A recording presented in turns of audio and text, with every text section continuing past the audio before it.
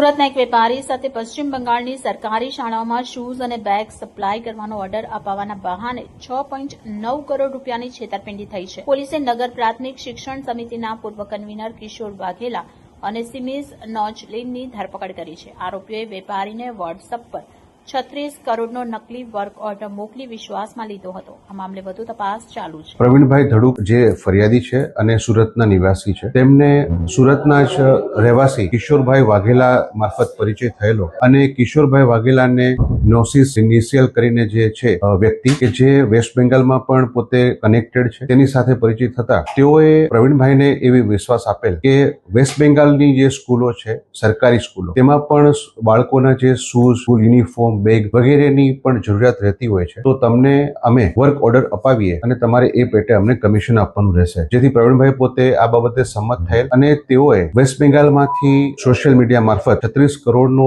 શૂઝનો એમને ઓર્ડર મોકલાવેલો હતો. આ ઓર્ડર બાબતે તેઓએ આરોપીઓએ ફરિયાદી પાસેથી એડવાન્સમાં કમિશન પણ લઈ લીધેલું હતું અને ઓર્ડર બાબતે જ્યારે ફરિયાદી પોતે વેસ્ટ બેંગાલમાં જઈ અને પોતે તપાસ કરી ત્યારે તેમને ત્યાં જાણવા મળેલ કે આ પ્રકારનો કોઈ પણ ઓર્ડર વેસ્ટ બેંગાલ સરકાર તરફથી આપવામાં આવ્યો નથી, પરંતુ તેમને આરોપીઓએ ખોટી રીતે ડોક્યુમેન્ટ બનાવી અને તેમને મોકલી આપેલ છે. અને આરોપી બાબતે સાથે જ્યારે આ લોકોએ તપાસ કરીને પૂછપરછ કરી તો તેઓ યેન કેન બહાના બતાવી અને તેમને સમય પસાર કરતા રહેતા. ત્યારબાદ ફરિયાદીશ્રીએ અમારી પાસે આવી અને આ બાબતે ફરિયાદ નોંધાવેલ. જે ફરિયાદ નોંધ્યા બાદ આરોપી કિશોર વાઘેલા અને નિશિસ નોશિયલને ધરપકડ કરવામાં આવેલી છે અને હાલ આરોપીની પૂછપરછ ચાલુ છે. આરોપી જે છે એ પોતે મહાનગરપાલિકામાં પણ પોતે અગાઉ કામ કરી ચૂકેલા છે અને એ અનુસંધાને પ્રવીણભાઈને તેમનો પરિચય થયેલો હતો. જે પરિચય બાદ તેમના જે અન્ય મિત્ર છે એના મારફત વેસ્ટ બેંગાલમાં આ વર્ક ઓર્ડર માટેની વાતચીત થયેલી હતી. હાલ હોદ્દો એમનો એક્ઝેક્ટ જાણી શકાયેલ નથી, એ બાબતે તપાસ ચાલુ છે